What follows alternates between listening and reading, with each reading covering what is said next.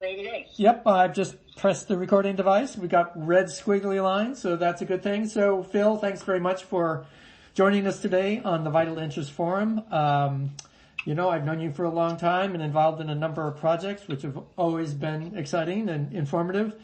So to give a brief introduction, you are a professor at the George Mason University. You work in the SCAR School of Public Policy and Government, and you are the person I would turn to. We have talked about a lot of topics on the Vital Interest Forum in the last year and a half or so. And, by virtue of the fact that it came during the ramp up to the 2020 election, so we talked about a lot of issues that were involved with that, the dealing with politics and the realities of the world that we hope that the presidential candidates would deal with. And then, of course, now we have, a new government. So I wanted to kind of get out of the weeds of what we've been living with in the last year and a half or so. So that's why I turn to you, because, you write about, trends and human creativity in complex systems. You're interested in long-term social evolution and fundamental trends.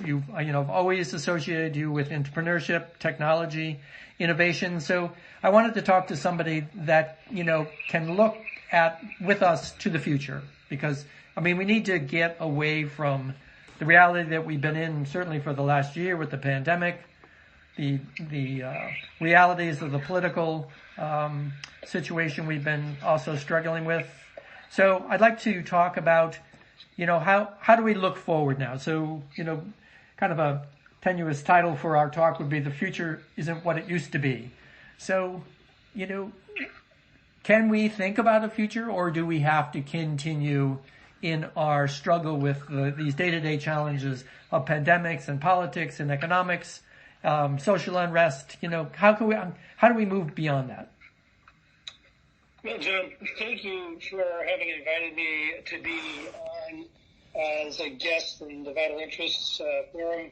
I have known you as long as I have known anybody professionally, I believe, and I've always appreciated the complementarity between our respective areas of work, with mine more focused on economics, you're more focused on law, but I think at the core of it, a shared interest in the human condition and in the way society develops and evolves.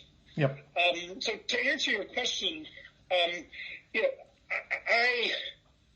spend my time the way that I do and explore the themes that I explore, because I believe that understanding long-term trends and understanding how dominant long-term trends interact with one another is actually the most direct way to make sense of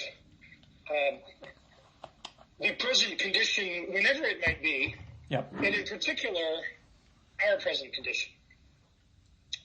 I have long been of the view that, to simplify somewhat, the more you follow the news, the dumber you are. Right. And you can think about it as, from an investing standpoint. There are certainly, people, who make and have made a fortune on high-frequency trading, Renaissance Technologies being, a case in point.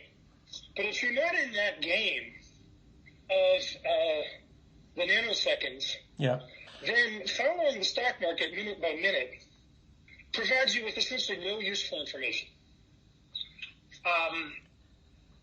And so what one is led to do, if one were to pursue that approach from an investment standpoint, would be to drive yourself crazy. Yeah. Watching prices change, from second to second, minute to minute.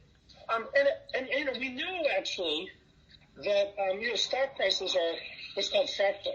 So they have self-similarity, which means that patterns over 100 years look like patterns over 10 years, look like patterns over 10 months, 10 weeks, 10 minutes, 10 seconds, so forth and so on. There's a self-similarity in the data. Now, this is by way of an analogy. when we focus on the minute-to-minute of any phenomenon, then we disinform ourselves. And what we actually need to do is look at the structure of the information. Look at the structure of the phenomenon at a higher level of abstraction, as has been done, for example, with stock data. And you can, at that point, begin to have some kind of an insight into what matters and what doesn't. Yeah. So is this kind of what you concentrate? So your latest book, Phil, is The Code Economy, a 40,000-year history. So, I mean, it's a fascinating book, but it does, I mean, the whole idea of your book is underneath human development is this idea that there is a code that drives the human society forward. And it's a recognizable code, and that's what you have written about, and that's what you try to decipher for people. Well, yes, and I would amend that slightly to say it's a sequence of codes, and I'll describe what I mean by that. But to put that in some context, the book was essentially conceived as one of a trilogy that I probably will never write. So right.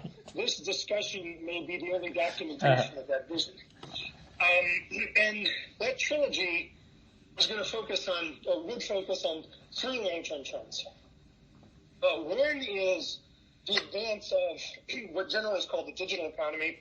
I would call it the algorithmic economy, or more broadly, the code economy, which is the title of the book. Yep. The second trend is urbanization.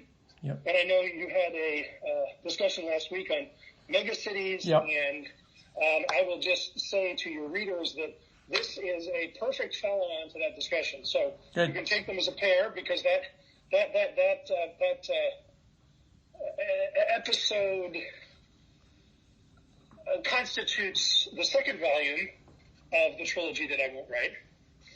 And the third volume, which is actually a book I've started to write, and I actually may complete at some point, relates to the truly historic, on a millennial timescale, shift from population growth to population decline, which we're experiencing in our lifetimes, and which is the most significant social discontinuity of our era.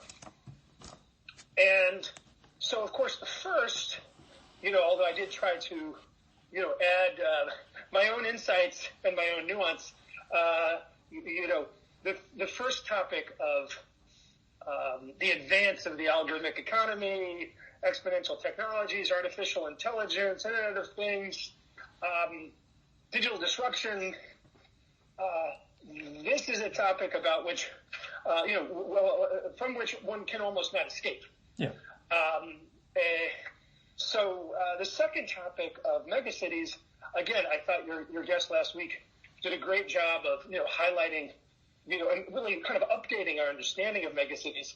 But urbanization has been, a sort of monotonically intensifying phenomenon for about 10,000 years. Yeah.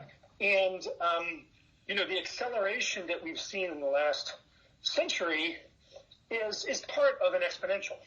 And the fundamentals that have driven this exponential have built over that time period of 10,000 years. Yeah. And so, so that's not going away anytime soon. But the third of the shift from population growth to population decline, that is the only one of the three in which there is a discontinuity. And, the discontinuity is, as one every calculus student knows, is, the point at which the derivative equals zero. It's the top of the curve. Yeah. But that discontinuity is really experienced as a phase transition. There's a huge difference between growing and shrinking. And even as we can get into exactly where the data are, and your readers will be immediately thinking, well, global population is still growing. I can elaborate on that in just a moment. But it's when the rate of change of population growth goes negative that one begins to see the fundamental disruptions that we have already been experiencing for the last 20 years. Yeah. It is not when population itself declines. And that's why I emphasize the transition from